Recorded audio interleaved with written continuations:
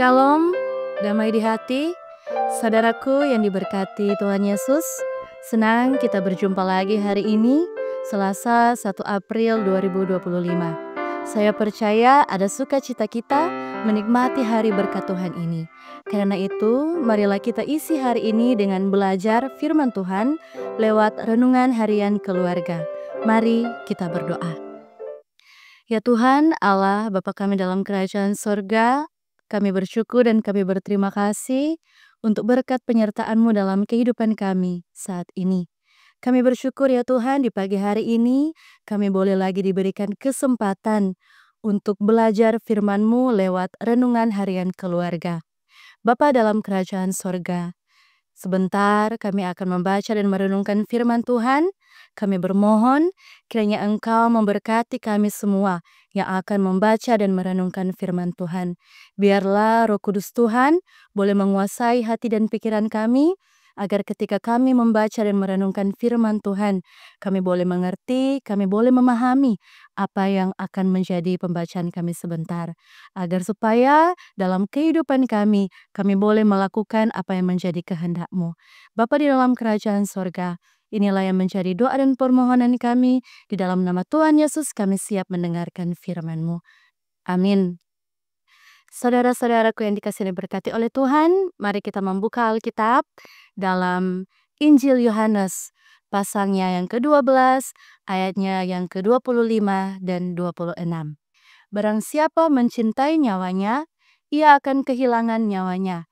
Tetapi barang siapa tidak mencintai nyawanya di dunia ini, ia akan memeliharanya untuk hidup yang kekal. Barang siapa melayani aku, ia harus mengikut aku, dan di mana aku berada, di situ pun pelayanku akan berada. Barang siapa melayani aku, ia akan dihormati Bapa. Sampai jauh di sana pembacaan firman Tuhan, terpujilah Tuhan. Keluarga Kristen yang dikasihi dan diberkati Tuhan kita Yesus Kristus, tema perenungan kita pada pagi hari ini ialah siapa melayani Yesus akan dihormati Bapa. Ada sebuah lagu yang sering kita nyanyikan bersama. Judulnya adalah Melayani Lebih Sungguh. Demikian ada penggalan sedikit liriknya. Melayani, melayani lebih sungguh. Melayani, melayani lebih sungguh. Tuhan lebih dulu melayani kepadaku. Melayani, melayani lebih sungguh. Nah, saudara-saudaraku, lirik lagu ini mengekspresikan kerinduan seseorang untuk melayani Tuhan Allah dengan sungguh-sungguh. Di sekitar kehidupan kita sebagai gereja, ada banyak orang yang telah memberi diri dalam melayani Tuhan Allah. Panggilan pelayanan diwujudkan dalam pemberian diri oleh para pelayan khusus. Panggilan pelayanan untuk menjadi pelayan khusus terjadi melalui proses pemilihan, penetapan, peneguhan, dan pemberian diri. Gereja Masehi Injili di Minahasa mengakui proses pemanggilan seseorang dalam pelayanan adalah cara Tuhan Allah memilih seseorang untuk melayani Dia. Keluarga Kristen yang dikasihi dan diberkati Tuhan kita Yesus Kristus, melayani Tuhan Allah tidaklah semudah seperti yang dipikirkan oleh banyak orang. Firman Tuhan hari ini menegaskan bahwa melayani Tuhan Allah tak dapat dilepaskan dengan kerelaan diri untuk berkorban. Yesus Kristus mengingatkan bahwa mencintai nyawa yang merupakan prinsip duniawi seperti harta benda, kenyamanan, dan ambisi pribadi sering menghambat seseorang untuk mengikuti Dia dengan sungguh-sungguh. Orang-orang yang demikian pada akhirnya akan kehilangan hidup yang kekal.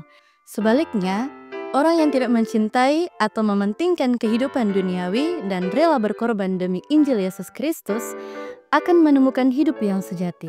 Panggilan untuk mengikuti dan melayani Yesus Kristus harus rela berkorban dan menyangkal diri, yang artinya mengesampingkan kepentingan pribadi dan menempatkan kehendaknya sebagai fokus dan prioritas hidup pelayan.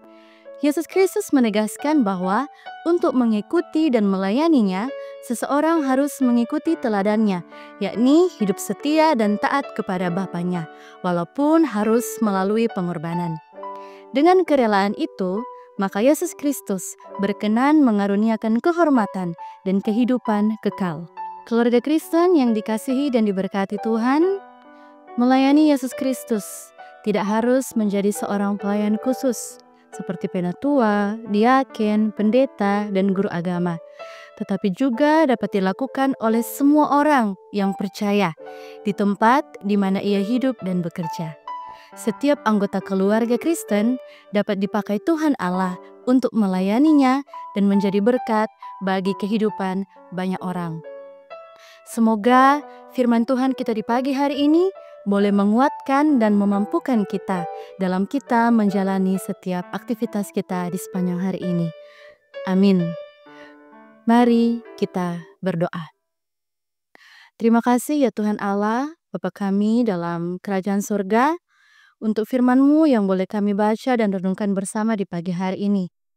Ajar-ajarkanlah kami terus ya Tuhan, untuk bisa menjadi pelaku-pelaku firman-Mu di tengah-tengah dunia ini. Pakailah kehidupan kami ya Tuhan, untuk boleh menjadi alat pemberitaan Injil. Baik itu lewat perkataan kami, perbuatan kami, bahkan pikiran kami. Sehingga semakin banyak orang yang mengenal jalan kebenaran dan hidup di dalam Yesus Kristus.